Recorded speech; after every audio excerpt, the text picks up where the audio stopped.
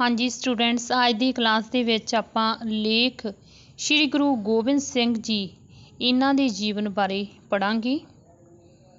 ਭੂਮਿਕਾ। ਗੁਰੂ ਗੋਬਿੰਦ ਸਿੰਘ ਜੀ ਸਿੱਖਾਂ ਦੇ 10ਵੇਂ ਗੁਰੂ ਹੋਏ ਹਨ। ਗੁਰੂ ਸਾਹਿਬ ਨੇ ਆਪਣਾ ਸਾਰਾ ਜੀਵਨ ਅਤੇ ਸਰਬੰਸ ਦੇਸ਼, ਕੌਮ ਅਤੇ ਧਰਮ ਖਾਤਰ ਕੁਰਬਾਨ ਕਰ ਦਿੱਤਾ, ਜਿਸ ਕਰਕੇ ਆਪ ਨੂੰ ਇਤਿਹਾਸ ਵਿੱਚ ਸਰਬੰਸਦਾਨੀ ਆਖ ਕੇ ਸਤਿਕਾਰਿਆ ਜਾਂਦਾ ਹੈ।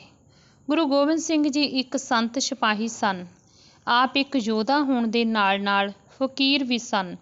ਗੁਰੂ ਗੋਬਿੰਦ ਸਿੰਘ ਜੀ ਇੱਕ ਅਜਿਹੇ ਮਹਾਂਪੁਰਖ ਸਨ ਜਿਨ੍ਹਾਂ ਨੇ ਸਿੱਖਾਂ ਨੂੰ ਵੀਰ ਸੈਨਿਕਾਂ ਵਿੱਚ ਬਦਲ ਕੇ ਸਿੱਖ ਜਾਤ ਨੂੰ ਇੱਕ ਵੀਰ ਜਾਤ ਬਣਾ ਦਿੱਤਾ।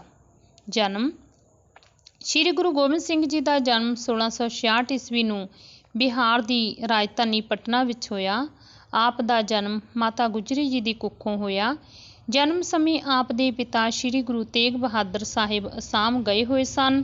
ਆਪ ਦਾ ਬਚਪਨ ਦਾ ਨਾਂ ਗੋਬਿੰਦ ਰਾਏ ਸੀ। ਬਚਪਨ। ਆਪ ਦਾ ਬਚਪਨ ਪਟਨੇ ਵਿਖੇ ਬਤੀਤ ਹੋਇਆ। ਬਚਪਨ ਤੋਂ ਹੀ ਆਪ ਨੂੰ ਆਪਣੇ ਸਾਥੀਆਂ ਨੂੰ 2 ਹਿੱਸਿਆਂ ਵਿੱਚ ਵੰਡ ਕੇ ਲੜਾਈਆਂ ਲੜਨ ਦਾ ਸ਼ੌਕ ਸੀ। ਬਚਪਨ ਤੋਂ ਹੀ ਨਿਸ਼ਾਨੇਬਾਜ਼ ਬਣਨ ਦੇ ਸ਼ੌਕ ਨੇ ਆਪ ਨੂੰ ਮਹਾਨ ਯੋਧਾ ਬਣਾ ਦਿੱਤਾ।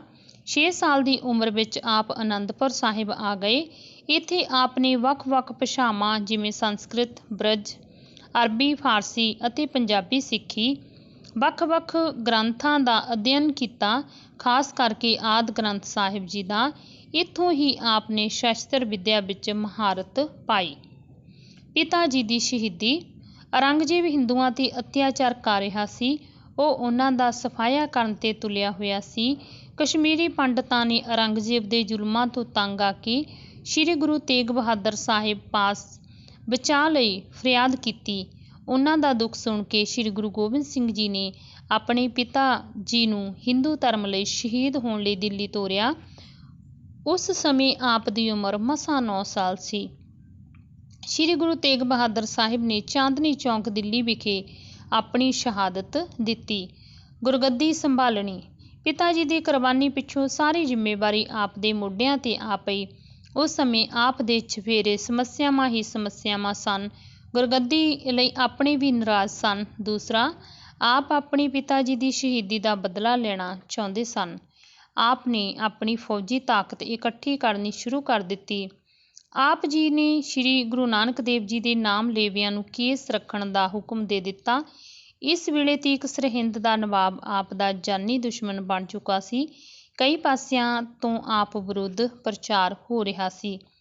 ਪਹਾੜੀ ਰਾਜਿਆਂ ਨਾਲ ਟੱਕਰ। 1686 ਈਸਵੀ ਵਿੱਚ ਪਹਾੜੀ ਰਾਜਿਆਂ ਨਾਲ ਆਪ ਨੇ ਘਮਸਾਣ ਦਾ ਯੁੱਧ ਕੀਤਾ।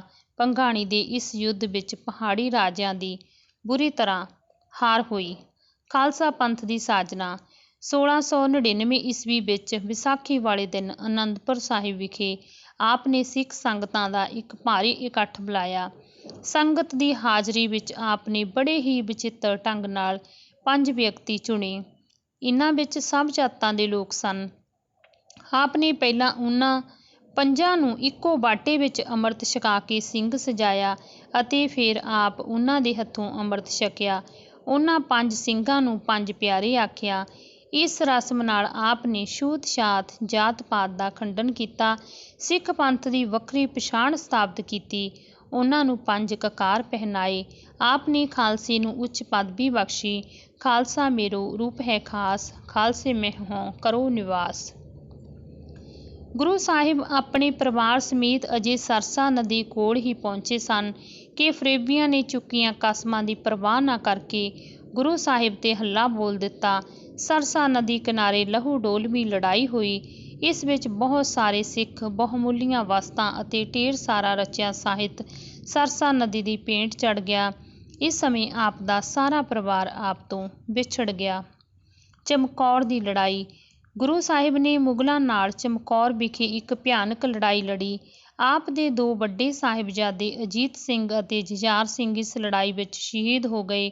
ਛੋਟੇ ਸਾਹਿਬਜ਼ਾਦਿਆਂ ਨੂੰ ਸਰਹਿੰਦ ਦੇ ਨਵਾਬ ਵਜ਼ੀਰ ਖਾਂ ਨੇ ਨੀਹਾਂ ਵਿੱਚ ਚਿਣਵਾ ਕੇ ਸ਼ਹੀਦ ਕਰ ਦਿੱਤਾ।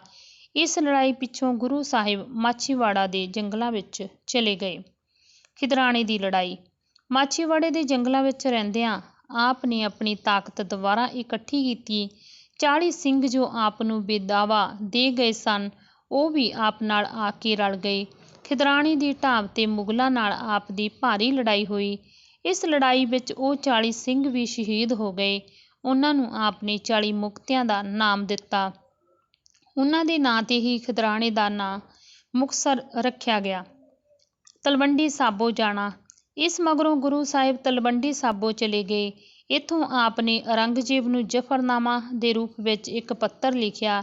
ਇਹ ਪੱਤਰ ਹੀ ਜ਼ਾਲਮ ਔਰੰਗਜ਼ੇਬ ਦੀ ਮੌਤ ਦਾ ਕਾਰਨ ਬਣਿਆ। ਇੱਥੇ ਹੀ ਆਪ ਨੂੰ ਛੋਟੇ ਸਾਹਿਬਜ਼ਾਦਿਆਂ ਦੀ ਸ਼ਹੀਦੀ ਦੀ ਖਬਰ ਮਿਲੀ। ਜੋਤੀ ਜੋਤ ਸਮਾਉਣਾ।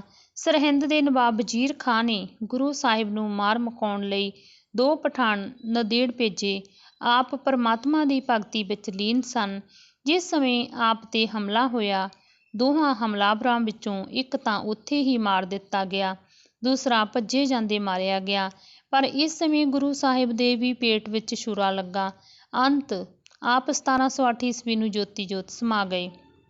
ਅੰਤ ਸਮੇਂ ਆਪ ਨੇ ਸਿੱਖਾਂ ਨੂੰ ਸੱਦ ਕੇ ਅੱਗੇ ਤੋਂ ਆਦਿ ਗ੍ਰੰਥ ਸ੍ਰੀ ਗੁਰੂ ਗ੍ਰੰਥ ਸਾਹਿਬ ਨੂੰ ਹੀ ਗੁਰੂ ਮੰਨਣ ਦਾ ਆਦੇਸ਼ ਦਿੱਤਾ। ਮਹਾਨ ਸਾਹਿਤਕਾਰ। ਸ੍ਰੀ ਗੁਰੂ ਗੋਬਿੰਦ ਸਿੰਘ ਜੀ ਇੱਕ ਪਰਮ ਮਨੁੱਖ, ਆਦਰਸ਼ ਸੰਤ ਸਿਪਾਹੀ ਦੇ ਨਾਲ ਨਾਲ ਮਹਾਨ ਸਾਹਿਤਕਾਰ ਵੀ ਸਨ। ਉਹ ਆਪ ਵੀ ਸਾਹਿਤ ਰਚਦੇ ਅਤੇ ਦੂਸਰਿਆਂ ਨੂੰ ਵੀ ਸਾਹਿਤ ਰਚਨਾ ਲਈ ਪ੍ਰੇਰਦੇ ਰਹੇ। ਆਪ ਦੀ ਅਦੁੱਤੀ ਸ਼ਖਸੀਅਤ ਸਾਡੇ ਲਈ ਚਾਨਣ ਮੁਨਾਰਾ ਹੈ। Thank you students.